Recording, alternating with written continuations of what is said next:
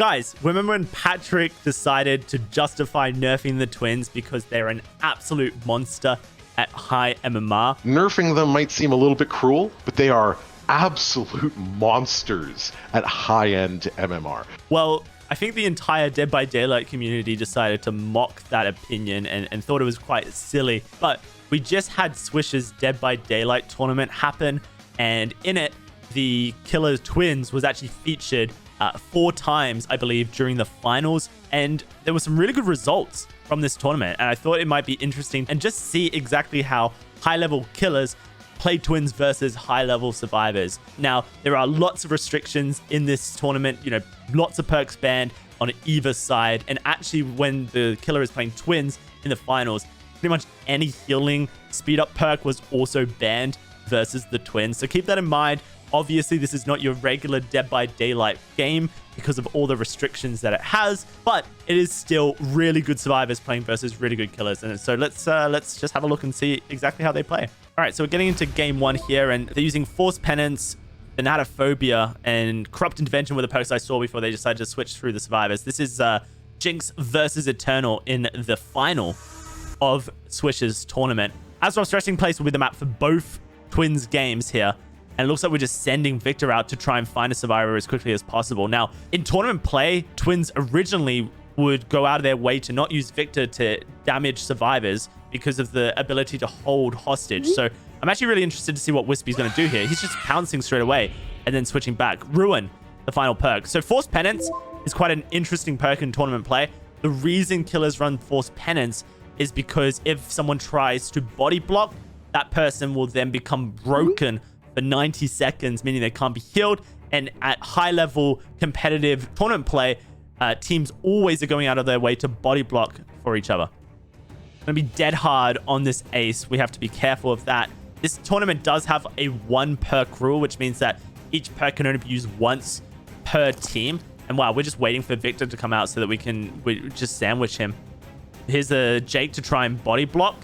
How will they play around Victor? Oh my goodness, he just ran right past him with the fast movement speed from the rare add-on. And now we just get the first hook. I suspect what we'll see here is a bit of proxy camping using Charlotte at body and Victor going out to try and injure survivors and push them off generators, get a bit of Thanatophobia and ruin value. But we know that the Jake is nearby, and that's a massive dead zone as well. Now that that pallet's been broken back there, the survivors don't actually have much to get around, and so using that 50% chance that the survivor might have borrowed time allows for you to really proxy camp this.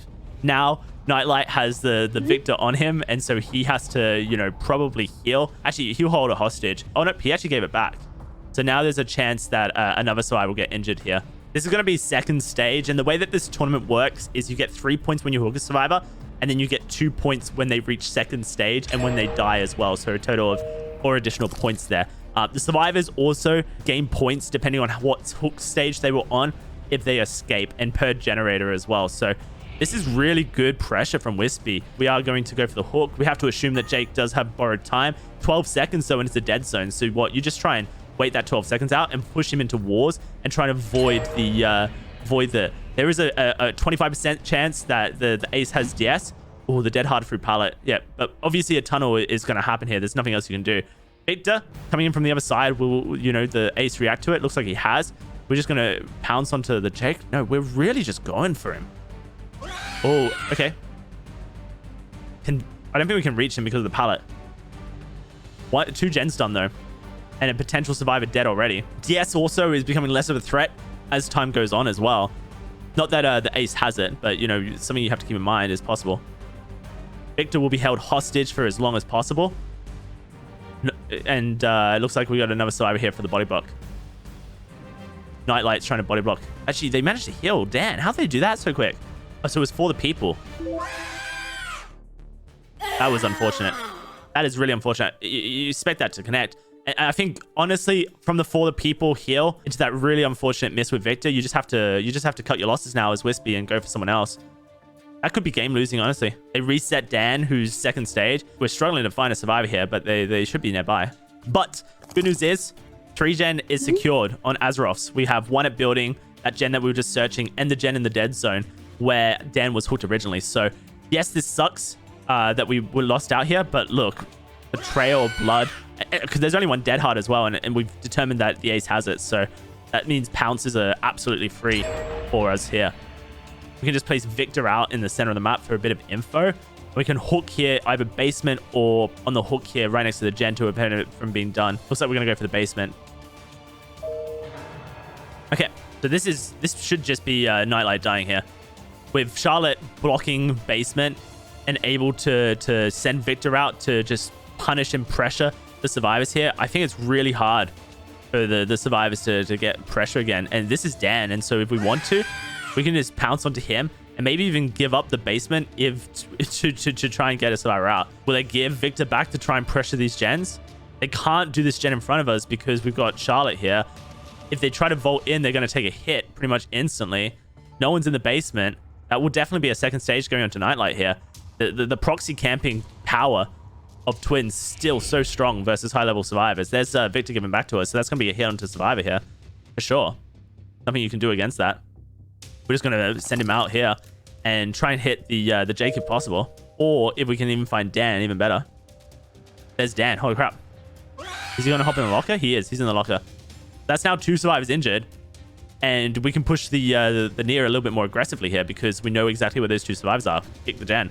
Nightlight second stage as well. And this is a dead zone. Wow. The basement pressure, the 3 gen around main building, and getting Victor pressure out like this is just so powerful for Twins. Even versus tournament level teams. Everyone's injured, so this is a trade. It'll be Jake most likely, right? Making the trade happen. Oh, are we blocking? Wait, we're actually blocking. They can't leave. How's that possible? Holy crap behavior. How did you manage to fuck up Dead by Daylight that bad on Azeroth's resting place? And so, yeah, this could be a DS coming through from Nightlight. It is possible, but that is ridiculous. I think we'll probably have to let Nightlight out of the basement here. Unfortunately, yeah, there he goes. But again, this is crazy. And this is obviously like not the most exciting gameplay. Like no one really wants to go out of their way to play Twins like this because, you know, this is not that interesting. But this is why we don't see many Twins players in general. But this is also why Twins continuously are receiving nerfs at high level because they can just do this. And at the end of the day, MMR only cares about kills or escapes. And this is the definition of kills versus escapes gameplay, really, isn't it? Oh, we can hit a Nightlight here. So we have 2 survivors dead on hook. We have a 3 gen around main building. Survivors are going to have to push in. That gen might get done near the truck. And when the gen gets done, that's when the game does get close to being won. This gen looks like it's about 80%. We're not entirely sure. Oh, no, it's 50%. I'm not entirely sure what the other gen is, but there's obviously no Pop Goes the Weasel here. This is just an Anatophobia value, plus, you know, kicking the gen every now and again. So Pickle just went second stage. So now we have 3 survivors dead on their next hook. That is incredible pressure. All we need to do is find one of them. Only person who's safe is the Near, and she's just been hit, so she's not going to go for the rescue. So if they want to go for the rescue there, they're quite literally hook trading for a death, which is just not worth it. Maybe they just leave Serpigo on the hook and try and push these gens now. I think that's the only option they have. The 3 gen basement pressure is too strong. So Pickle's dead. And there was nothing the survivors could do because the Near got injured. That was the mistake that Jinx made there. If we get a hit with Victor onto this gen, then Adam can't do the gen because he will not want to give Victor back when everyone's so isolated. Can we get the kill? It's going to be really hard. We might actually lose a gen to try and go for our second kill here. Wow, okay. I don't know if we tried to go for the Ace there or not. But Ace now can't heal, so we just have to pressure Near. And Force Penance actually appears to have triggered off of that Victor hit, which means now Ace can't be healed for 90 seconds. I didn't realize that Force Penance triggered off Victor hits. That's crazy. So yeah, this is like becoming GG's right here because one successful Victor Slug is going to do it all. Not entirely sure which survivor has Unbreakable on them. It's possible that it is still existent in the game. But wow, this is ridiculous pressure. They can't even do the gens and they're regressing on the other side of the map. Might be a dumb question, but if Twins are viable in comp play, why are they never seen in normal matches? Does this look like a fun game for the killer or the survivors? Not really. Yes, Twins is very capable of winning and, you know, grinding teams down like this, but it's not fun for the majority of players. That's another Force Penance, I think, onto the Ace, who has Victor on him, so he won't be able to be healed for 90 seconds. Adam also is broken. Was that Force Penance onto him as well? Or has he used his For the People? They probably need to get this generator here started so that once they break the 3-gen, if that is possible, they can just pop the gens and go exit gate. We have vision of Victor here, so I think we're just going to try and push onto him. There's the recall. There's the ace. He can't be healed. He does have a pallet, I think, still. Yeah.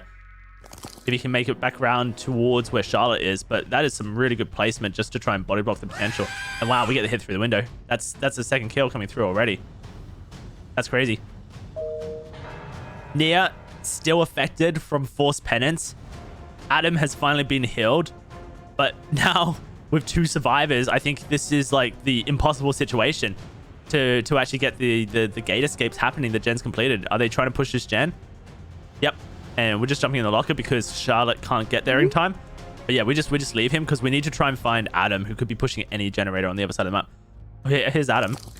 If we get hit with Victor, then that's really bad.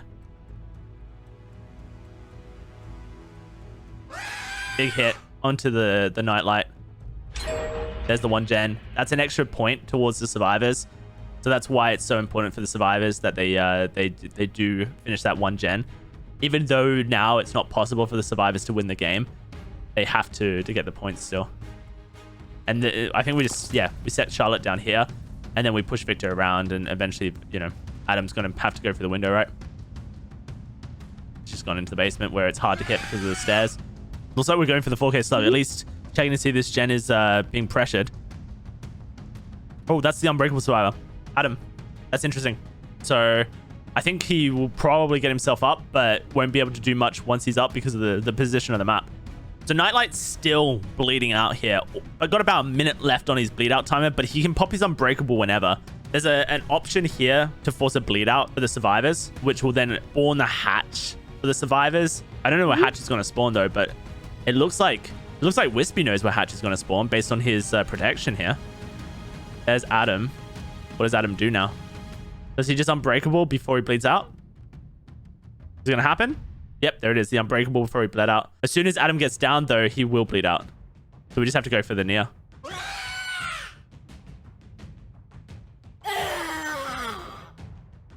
This is hard. You have to stand on top of her. Oh, man. This is crazy. They're trying to force the hatch play so hard. Hatch must be an offering at Shaq here.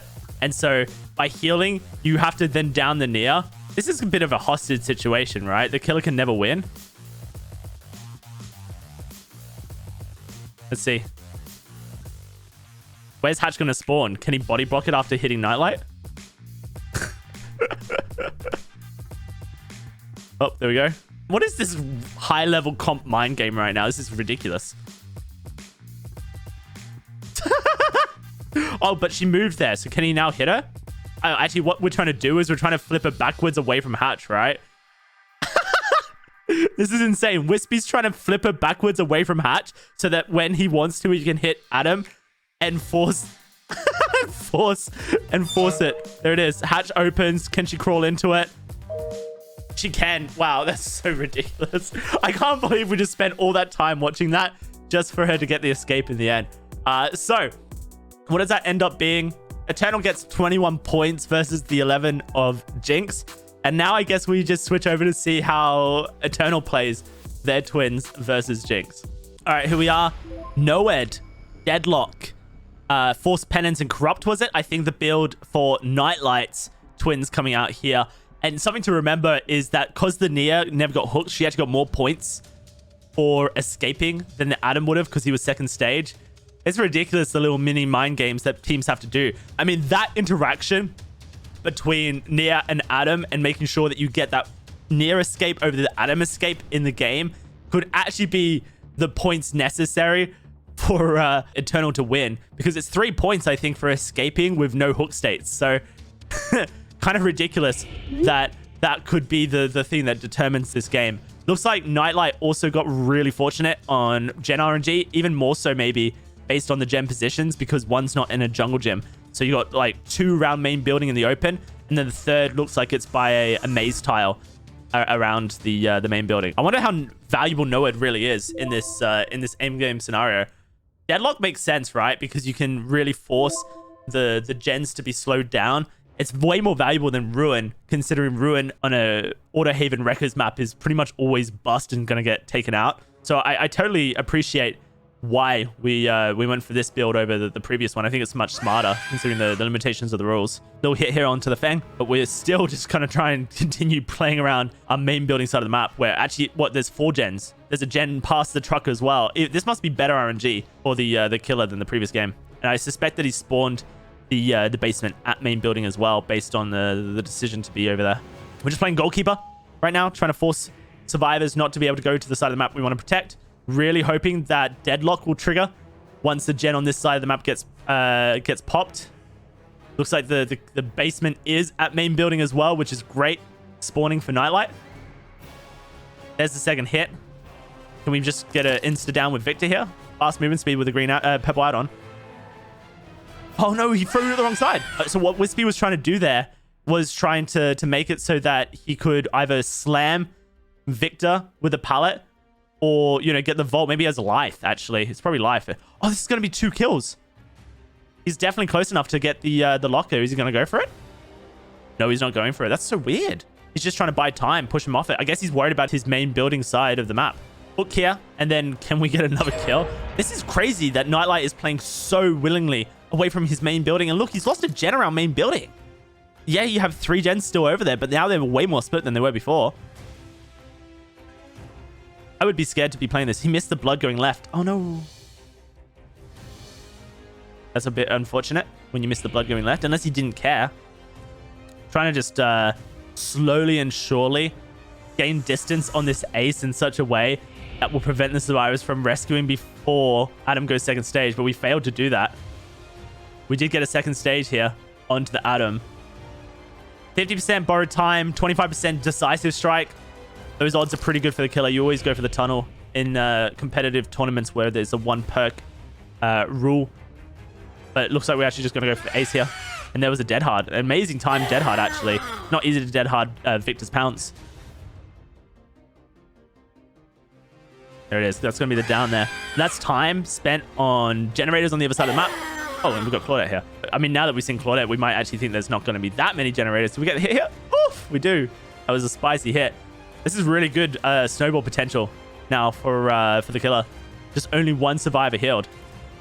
But we're now seemingly playing around Shack side of the map. And that's probably because we didn't want to waste any time on the main building. But I think these Shack side gens look so much more spread and we don't have basement control here. It's very strange decision making from Nightlight to continue doing that. Maybe he prefers the pallets and jungle gym lack of jungle gyms on this side of the map. I can appreciate that, you know. It's only 1 jungle gym. The jungle gym is a 4 wars and it's a shack, so you can definitely start shutting it down. There we go. Little hit onto the Claudette.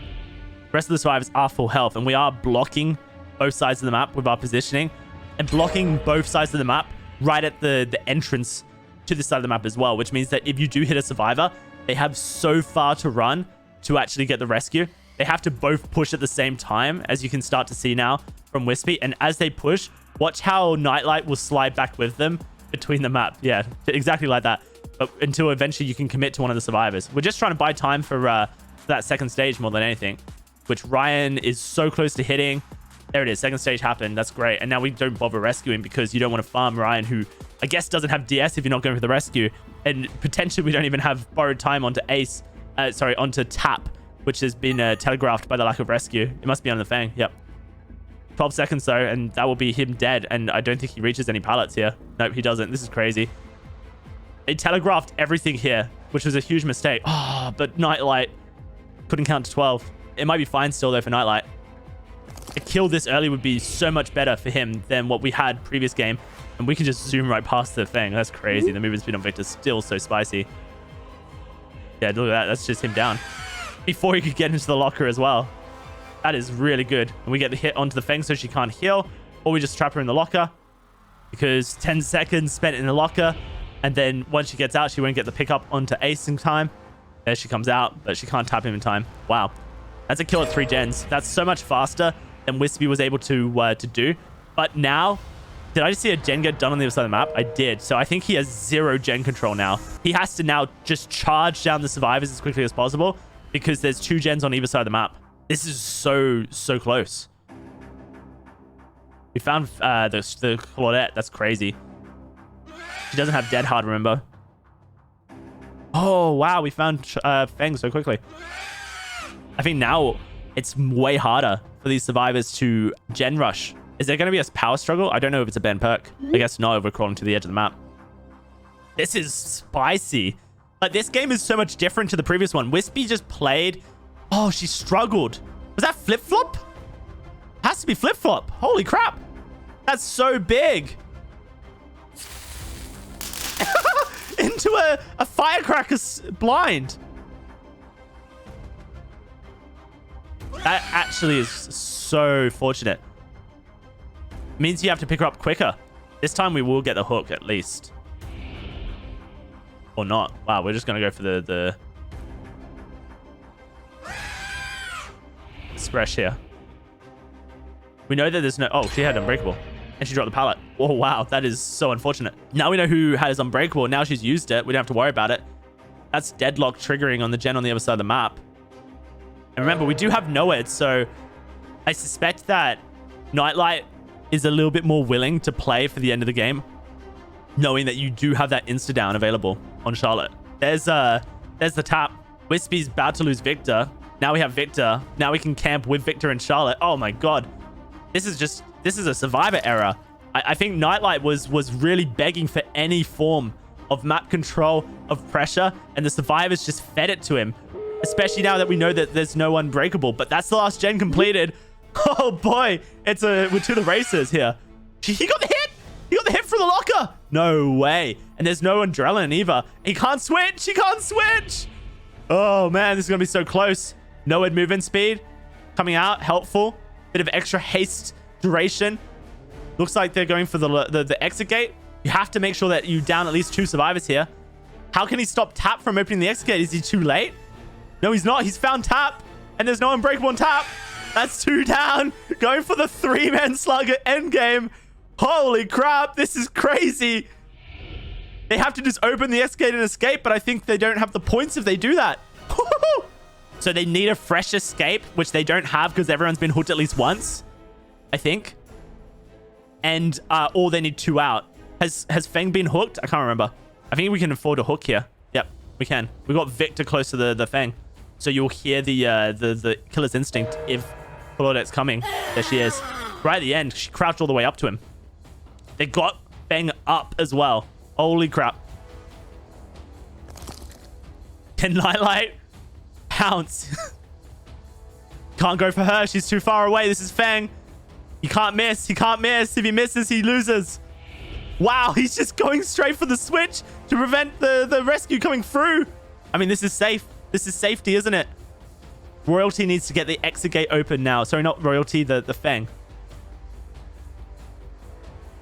We have to switch back to Victor and prevent Feng from getting the rescue. Feng hasn't been hooked. She's a fresh escape. Holy crap. I didn't even realize. This is so intense. If Feng escapes, then Jinx win. If Feng doesn't escape at this stage with the Tap dying... Wait, she escapes, surely.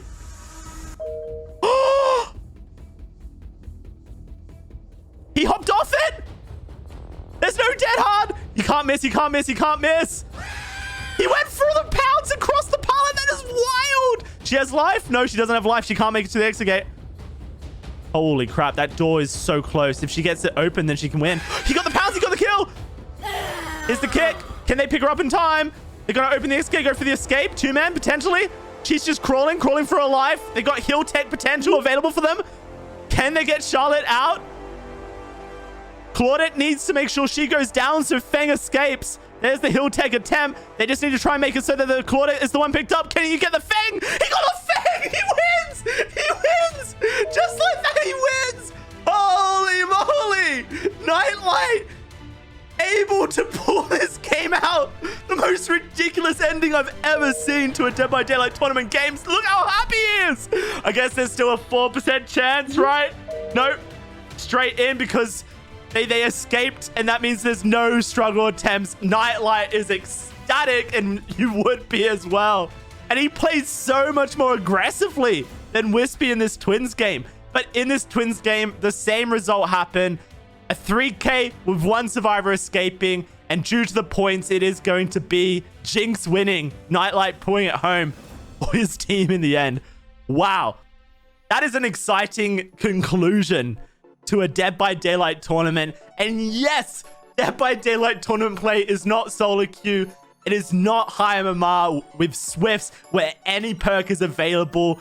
Any option of perks are available. But I think that shows that in a competitive format, Twins is a very viable killer. And maybe it just gives you a slight inkling as to why Behavior is so keen to nerf the Twins always.